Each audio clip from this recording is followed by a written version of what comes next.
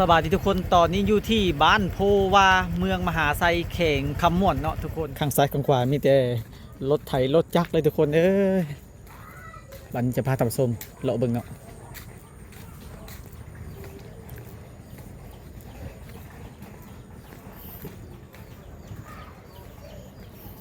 มีแต่เสียงลูกไก่ห้องเจี๊ยบเจี๊ยบเจี๊ยบเจี๊ยบ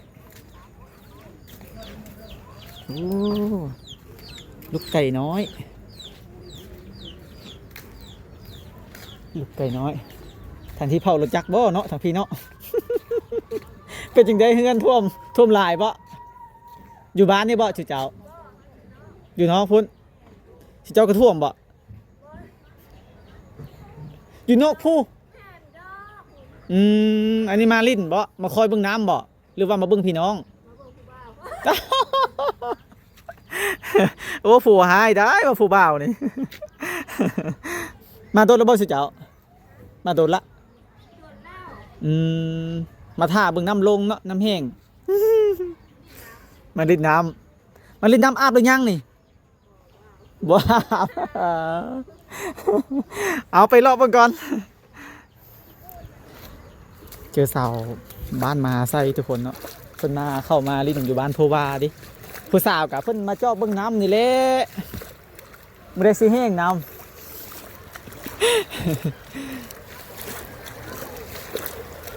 ทุกคนเลาะเบิ่งเนาะเส้นทางก็จะแม่นเส้นทางเข้าบ้านโพวาเลยทุกคนอันนี้ก็แม่นบ้านโพวาเลยเนาะ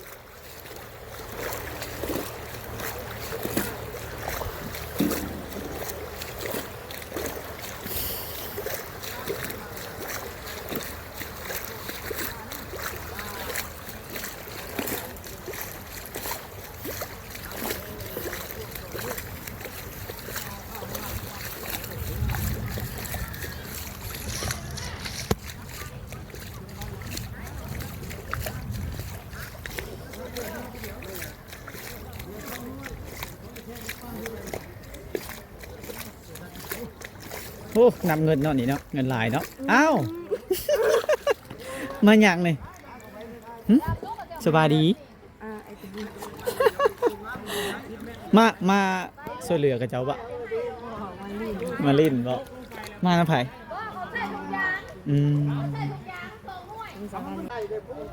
ได้ก็พูดไปตู่รู้กันดูเลาะตามเนื้อเลาะตามว่าเลาะตามหัวแหละเข้าเฮือนก็ได้ร้อยเข้าละบาทนี่เนาะร้อยเข้าแล้วก็ขึ้นเฮือเข้าแล้วบาทนี่โอ้สบายดีคนน้อยสบายดีน้ำขังแล้วไปบ่ได้แล้ว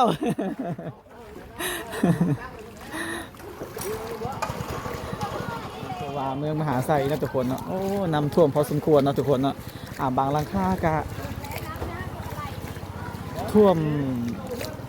ครึ่งนึงเนาะครึ่งนึงของหลังแล้วก็ท่วมตารางบางคนก็ครึ่งกลางบางหลังคาเฮือนกะแบบลิบเลยเนาะทุกคนลิบเลย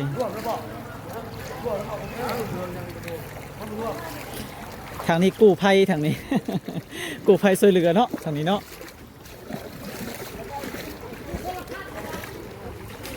คือสิฮอดนี่แหละตามบึ่งคอยกะไปบ่ได้แล้วตามบึ่งนี่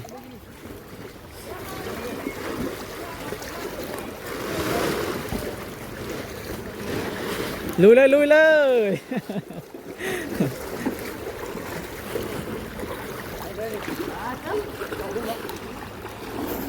ยังไม่ได้ติดอยู่